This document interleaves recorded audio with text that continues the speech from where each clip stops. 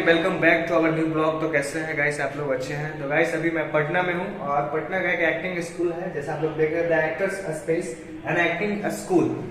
तो गाइस आइए हम लोग इसके अंदर चलते हैं और इसके जो संचालक हैं उनसे बातें करते हैं, उनसे मिलते हैं। तो और गाइस वो मध्य प्रदेश नाट्य विद्यालय के पूर्व छात्र भी रह चुके हैं और काफी अच्छा एक्सपीरियंस उनका, जो काफी सालों से यहाँ पे थिएटर कर रहे हैं और एक्टिंग स्कूल भी चलाते हैं। तो चलिए हम लोग उनसे मिलते हैं, बातें करते हैं।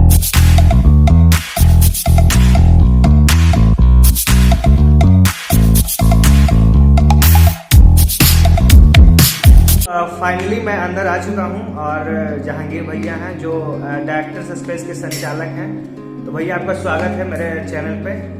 हेलो सबको, अमरदीप के चैनल के बहुत सारे व्यूअर्स हैं, मैं लगातार देखता हूं, तो सबको मेरा हेलो, मेरा प्रणाम, नमस्कार, आदाब। तो मैं भैया से पूछना चाहता हूं कि भैया आपके माइंड में ऐसा क्या प्लान चला कि आपने डायरेक्टर्स स्पेस एक्टिंग स्कूल खोल दिया पटना में?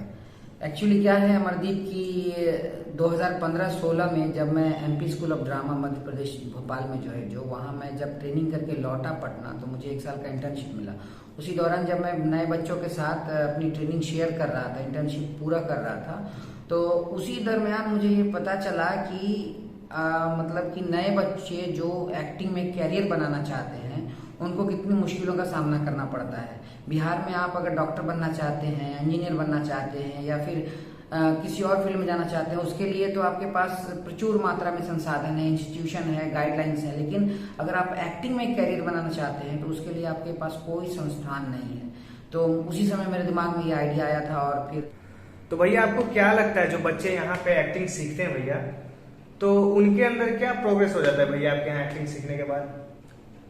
देखिए क्या है कि एक्टिंग को ना समझने की जरूरत है। एक्टिंग क्या है कि 2 वे है, दोनों तरफ से है।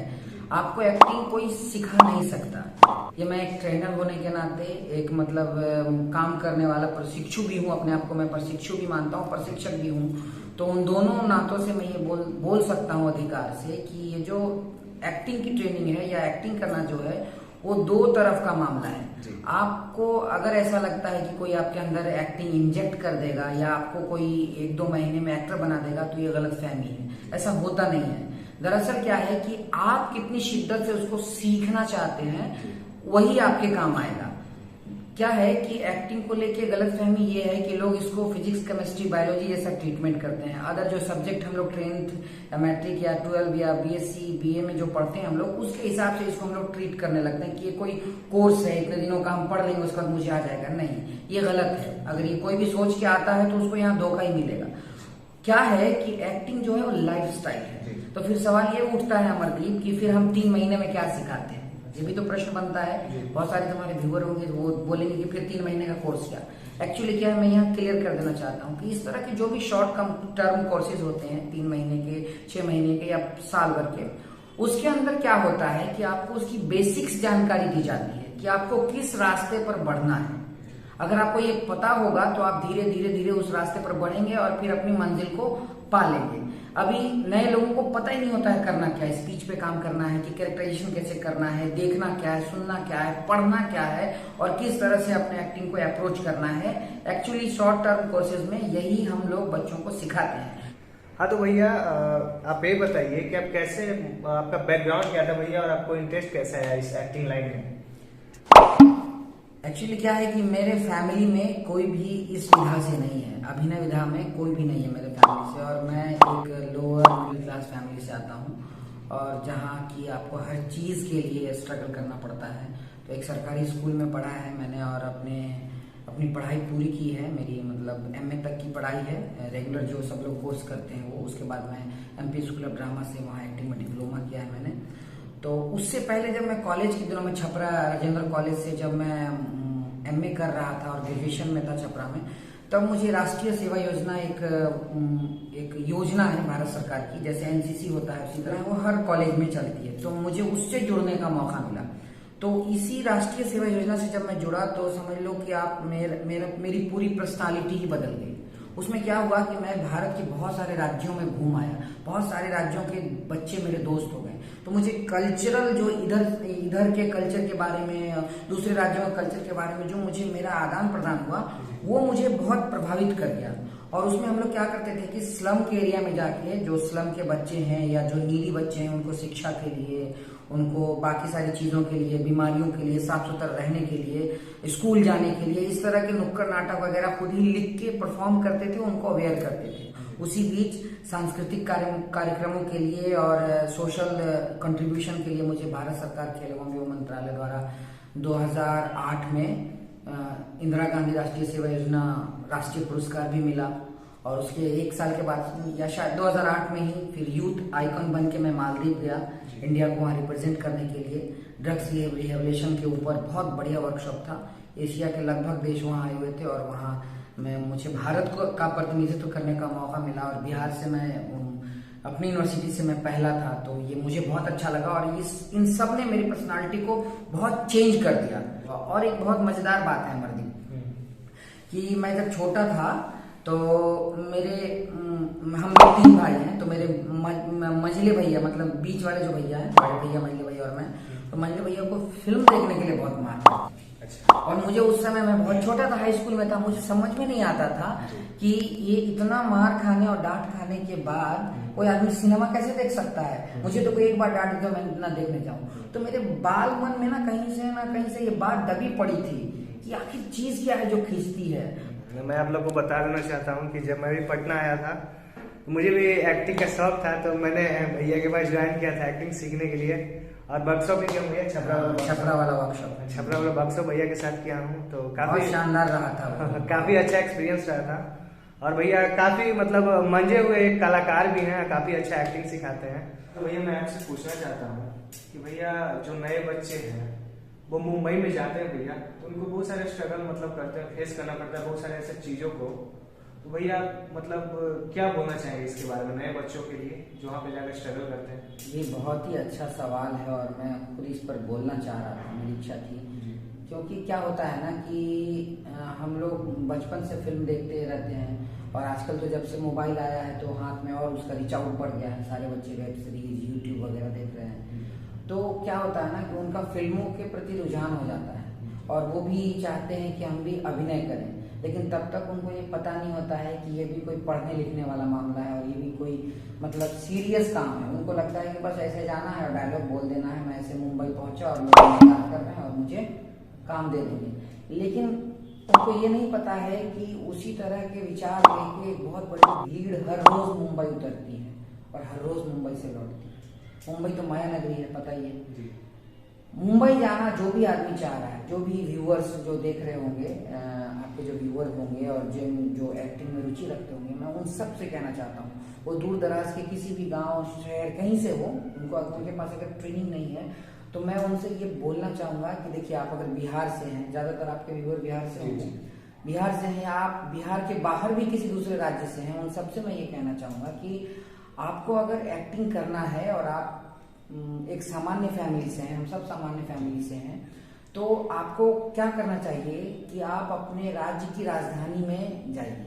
वहाँ जाके आप किसी थिएटर ग्रुप से जुड़ जाएं, वो बहुत ही बेहतर होगा आपके ग्रो करने के लिए, बाकी चीज़ों को समझने के लिए कि एक्टिंग बाहर से जो दिखती है वो वैसे ही है या कुछ और चीज़ है।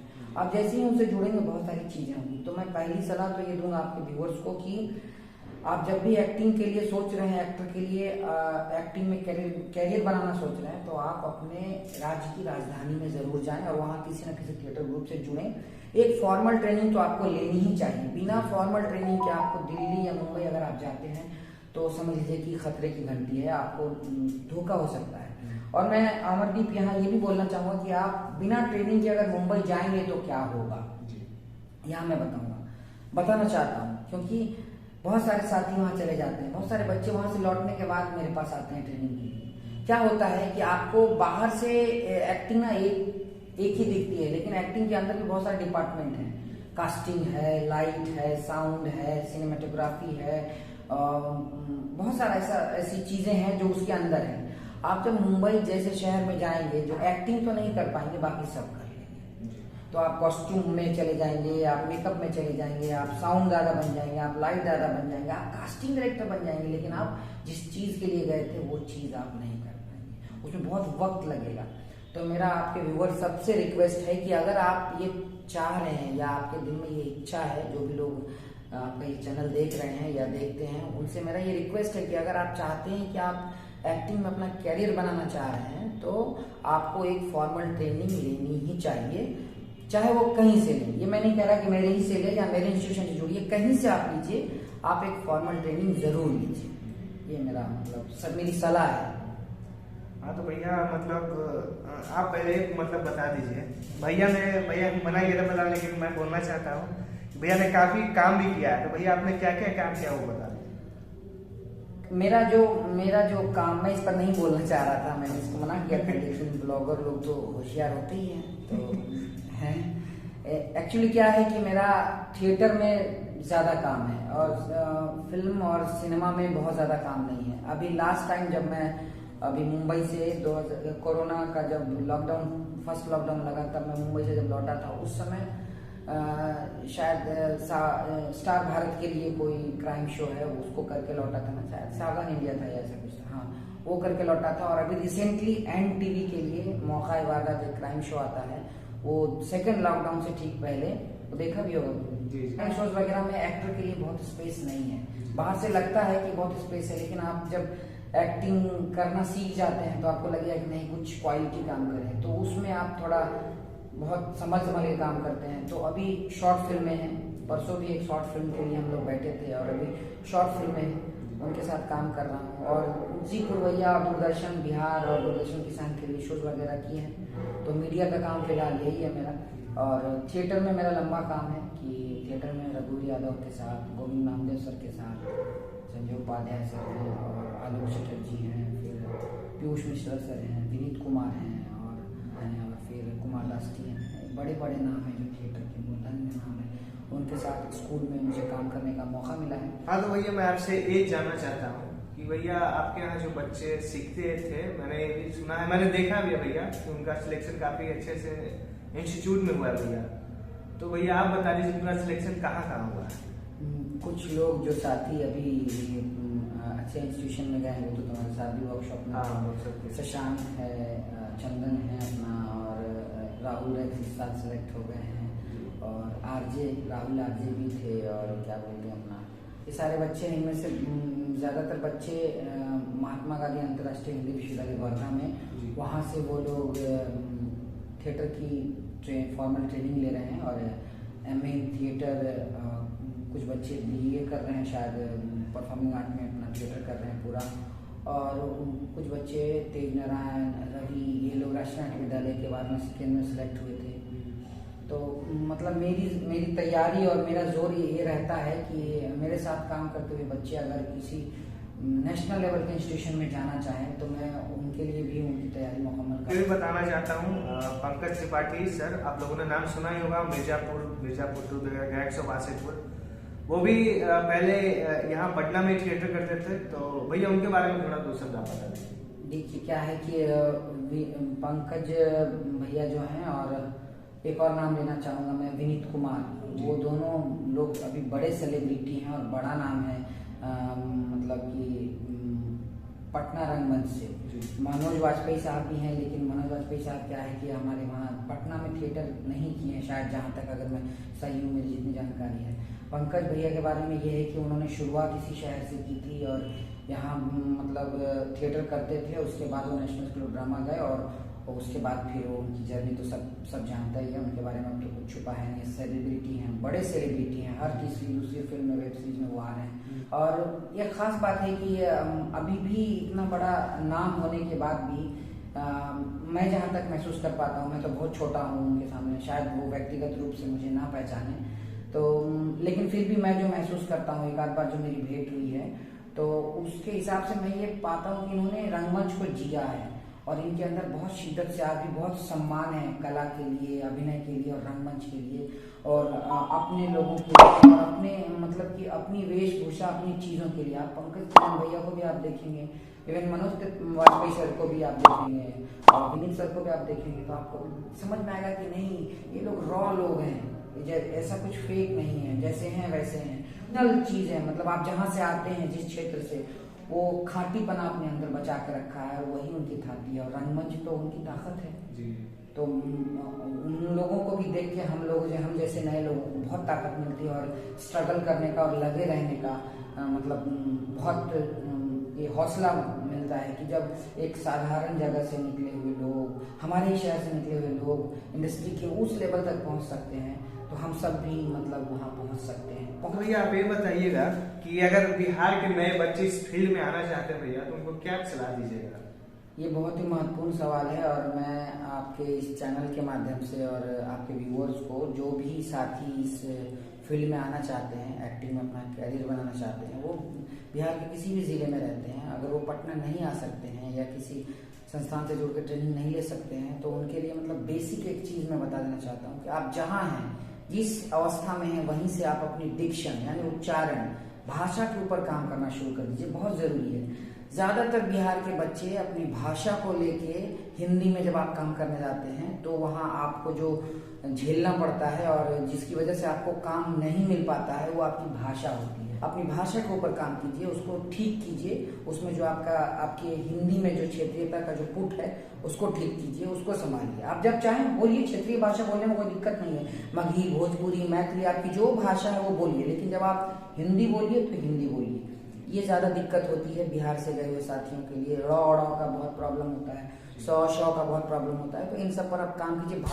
तो ये थे भैया जहांगीर खान, जो मैंने आप लोग को मिलाया, और भैया लगभग 12-13 सालों से 12-13 सालों से इस एक्टिंग फील्ड में थिएटर कर रहे हैं और बच्चों को सिखाते हैं, एक्टिंग का जरिया सिखाते हैं और क्या कैसे इस फील्ड में करना चाहिए वो सिखाते हैं।